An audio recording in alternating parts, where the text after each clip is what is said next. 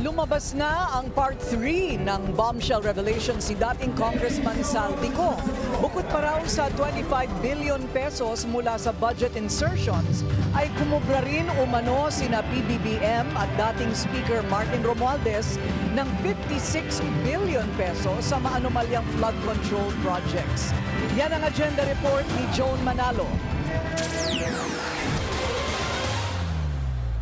Hindi pa tapos ang mga pasabog ni dating Ako Bicol Party List Representative Saldico tungkol sa umano'y utos ni Pangulong Bongbong Marcos na magsingit ng 100 billion pesos sa 2025 national budget. Sa ikatlong bahagi ng kanyang mga inilabas na salaysay sa social media, sinabi ni Ko na 56 billion pesos ang nakuhang kickback ni na PBBM at dating House Speaker Martin Romualdez mula sa insertions. Marami pa akong dadalhin sa liwanag. Isa na dito ay yung kay Henry Alcantara, ang DPWH boys, ang sinasabi nilang halaga sa ICI ay 21 billion. Hindi po totoo yan. Ang totoong numero ay 56 billion pesos at yung pong halaga na yan ay kay Pangulong Bongbong Marcos at Martin Romualdez na punta lahat.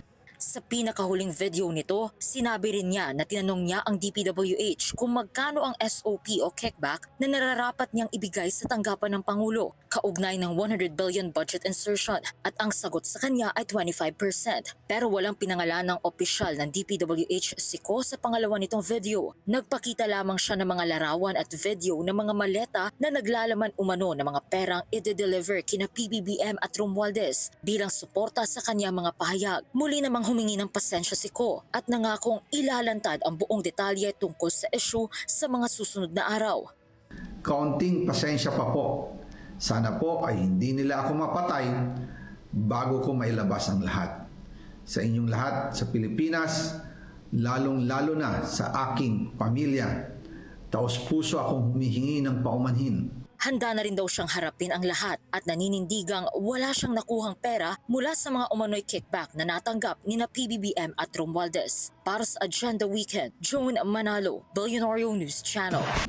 Manatiling nakatutok sa Billionario News Channel. Sumubaybay sa aming social media accounts at mag-subscribe sa aming YouTube channel para sa mga bago at eksklusibong balita.